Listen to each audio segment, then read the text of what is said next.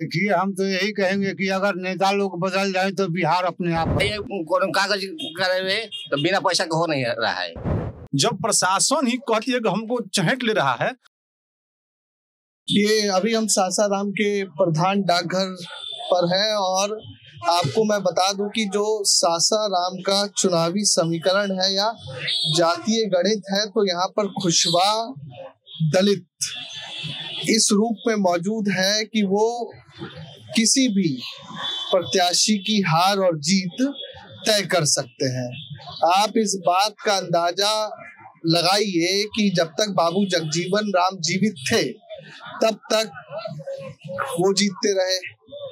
BJP की तरफ से 1996 में मुन्नी लाल को टिकट दी गई क्योंकि एससी सीट है, ये आरक्षित सीट है। जातीय गणित में देखें तो कुशवाहा, कुर्मी और ठाकुर और दलित मतदाता यानी राजपूत मतदाता अच्छी खासी भूमिका में है। रोहतास या सासाराम की बात करें तो सासाराम में एक एग्रीकल्चर कॉलेज की बात की जा रही है क्योंकि धान का कटोरा है और लोगों का कहना है कि एग्रीकल्चर कॉलेज यहाँ पर जरूर होना चाहिए। रोजगार दो इंडस्ट्री थी, पीपीसीएल और उससे पहले डालमिया नगर इंडस्ट्री, वो बंद हो गई। पीपीसीएल उसके बाद बंद हो गया। तो तमाम सासाराम में रोजगार का संकट है। तो यहाँ के अलग अलग क्षेत्रों में और विधानसभाओं में जाकर समझेंगे कि सासाराम में किस चीज की जरूरत है और क्या विशेष बच गया है जो सासाराम को विकास की राह पर आगे ले जाए। बाबा कुछ कहेंगे आप? क्या बोलिए? नीतीश कुमार 5 साल में कुछ किए ठीक काम?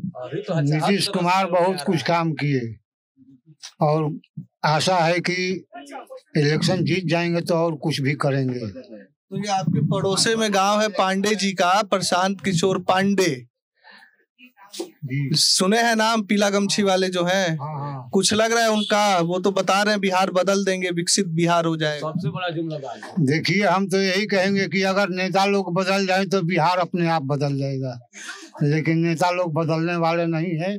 घूसखोरी और चोरी तो बिहार में इतना है कि कहना नहीं है। कहीं जाइए पैसा का मार है। अगर नेता लोग बदल जाए तो बिहार भी बदल जाएगा। जमीन का सर्वे करा लिया आप?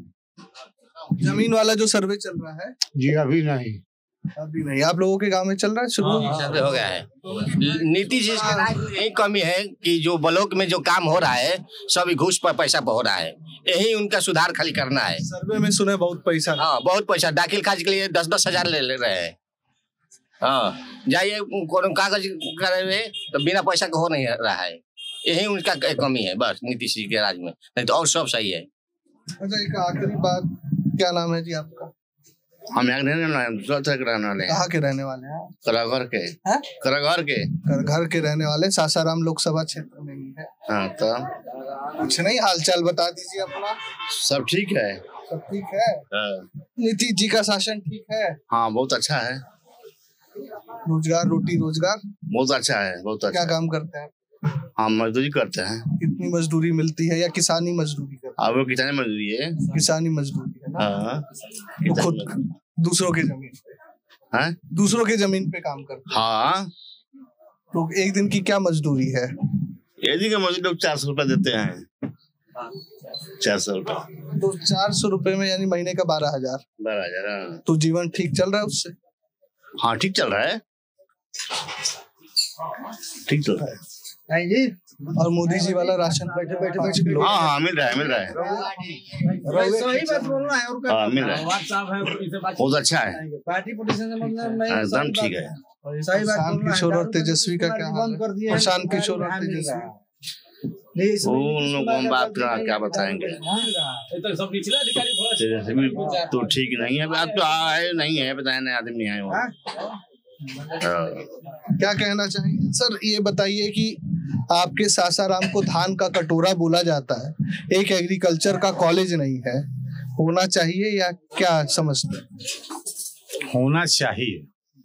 इसके लिए तो नीतीश जी को सोचना चाहिए ना। इसके लिए ये सोचना चाहिए कि जो दारू का समस्या है ना, हमारा गांव बोला थरी है, कोचस ब्लॉक में बुलथरी है। यहाँ दारू का फैक्ट्री है, प्रशासन कुछ कर नहीं पा रही है। खाना पूर्ति के लिए किसी को पकड़ लेती है, जेल भेज देती है, और कुछ दिन में फिर घर पर आ जाता है।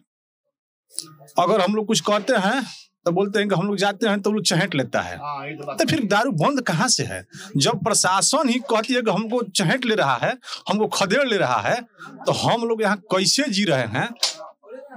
अगर शाम को आप रोड पर किसी बेटी बहन मतलब घूमने फिरने के लिए निकलती है तो दारू पी करके शरीर में टकरा जाता है सब दारू पीने वाला। तो थोड़ा सा ये कमी है। नीतीश जी बोलते हैं कि सब कोई दिक्कत नहीं है, तो तेजस्वी जिसे ये है ना कि अब औरत सुरक्षित है, सुरक्षित कहाँ से है? दारू पी के जो आ रहा है देह में टकरा जा रहा है। अगर हम बोल रहे हैं तो हरिजन एक्ट का फिर समस्या है,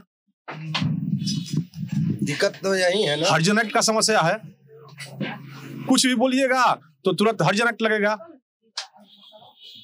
तो हम लोग उसी तरह से जी रहे हैं, क्या करेंगे? पूरा गांव, हम लोगों का पूरा गांव जो है दारू के लेकर के पूरा गांव ग्रसित है। और सबके मन में एक ही डर है, हरिजन एक्ट। आप कुछ भी बोलने के लिए तैयार होकिए या उसके खिलाफ चलिए, आपको सिर्फ और सिर्फ हरिजन एक्ट में फंसाने का काम किया जाता है। और यहाँ और इसमें हमारे नीतीश कुमार जी का पर्सनल कोई दोष नहीं है। अगर इसमें अगर इसमें दोष है तो निचला स्तर के जितने अधिकारी हैं सब घुसखोर हैं, ये सब मिलकर बेचवा रहे हैं दारू। इस टाइम में कोचस से लोग आते हैं, दूसरे गांव से आते हैं कि बुलथरी में चलो दारू पीने। इस टाइम में अगर हम गांव जाते हैं, कोई मिल गया दारू पीने वाला, तो हम क्यों बैठाएंगे? अच्छा, अंग्रेजी में मिलता है कि सिर्फ कच्चा दारू? कच्चा दारू, दोनों दारू मिलता है। सबसे ज्यादा कच्चा मिलता है। इसमें पे कंट्रोल होना चाहिए एकदम। इस पर दारू पर एकदम कंट्रोल होना चाहिए। मानकर चलिए कि दारू से परेशान है, पूरा गांव परेशान है। पीने वाले के और बेचने वाले को तो खुशी है, लेकिन जो अपना इज्जत बचाना चाहते हैं वो सर दारू के लिए एकदम हथजोड़ी है आपसे कि दारू बंद कराइए। कई लोग करोड़पति भी हो गए ना इस चक्कर में, दारू बेच के करोड़पति भी हो गए कई लोग ना। करोड़पति तो नहीं, लेकिन आज के डेट में आपको वही दारू बेचने से दारू बेचने के चलते यहाँ कोई बेरोजगार नहीं है। दारू बेच कर सबका रोजगार खड़ा है। और अगर मजदूर जो होने जाए ना तो एक भी नीच कास्ट का मजदूर मिलते ही नहीं है, सब दारू का धंधा कर दिया है। तो भैया आप 400 रुपया दीजिएगा, वो दिन भर में 4000 कमा रहा है, तो कहाँ से मजदूरी करने आपके पास जाएगा? बताइए। वो दिन भर अगर बेचेगा महुआ का दारू बना करके तो 4000 रुपया कमाता है, हम मजदूरी कराने के लिए 400 रुपया देंगे। तो सरकार को तो थोड़ा इस पे विचार करना चाहिए। और इसमें निचला स्तर का जो कर्मचारी है वो सब घुसखोर है। क्या कह रहे हैं? 3 दिन पहले का बात है, दारू पीकर कोई गाली दे रहा था, हम थाना में फोन किए, यहाँ थाना आया, 2-3 आदमी थे प्रशासन का, वो लोग बोल रहे हैं कि हम लोगों को खदेड़ दे रहा है, हम लोग गए थे खदेड़ दे रहा है। तो जब प्रशासन को खदेड़ दे रहा है, प्रशासन खुद बोल रही है, तो पब्लिक उसमें क्या करें? क्या स्थिति है आप खुद समझिए। इससे बड़ी हास्यास्पद बात है। नहीं, किसी से पूछ लीजिए, यहाँ जितने लोग हैं, अगर इसमें दारू बंद कर दीजिए, बस हम चाहते हैं कि दारू बेचना बंद कर दे हमारे गाँव। देखिए, यहाँ जात पात पर वोट नहीं है। हमारे गाँव में एक भी घर कुर्मी एक भी घर नहीं है। लेकिन नीतीश जी के नाम पर बोलिए या विकास के नाम पर बोलिए, यहाँ से 700 वोट नीतीश जी के नाम पर जाता है। नीतीश बात आप बता दीजिए मुझे। आपके प्रशांत किशोर जो बगल के ही हैं, उनका एक बयान आया कि अगर जीतेंगे तो जो दारू के नाम पर धांधली हो रही है उसको बंद करेंगे। कहीं ना कहीं इस बात का ये मतलब निकाला गया कि दारू फिर से शुरू हो सकती है। तो क्या ये स्थिति ठीक है? ना, दारू चालू करना ठीक नहीं है। दारू चालू होगा तो फिर और दिक्कत होगा। यहाँ तो है बेच रहा है, लेकिन चुपे चोरी है, उसको थोड़ा खौफ है खौफ, लेकिन फिर भी वो लोग थोड़ा संख्या है, अपना बेचता है। प्रशासन आने से पहले उसको पता चल जाता है, वो अपना छुपा लेता है। और दारू चालू हो जाने के बाद तो फिर खुलेआम हो जाएगा ना, फिर तो चौक चौराहा पर कहीं बैठने लायक नहीं रहेगा। दारू बंद होने से बहुत शांति है। ये बात है कि दारू बंद होने से बहुत शांति है, महिलाएं सुरक्षित है। और इसमें दो चार ऐसा गांव है कहीं कहीं जैसे कपसिया है, बलथरी है कि दारू बिकता है, लेकिन और कहीं गांव है सत्सा है आपको नहीं मिलेगा, चौमरी में आपको नहीं मिलेगा, ऐसा भी गांव है। लेकिन कोई कोई गांव ग्रस्त है इस दारू बेचने वालों से, तो उसमें तो निचला स्तर का अधिकारी मिलजुल कर बेचवा रहा है, उसका काम हो रहा है।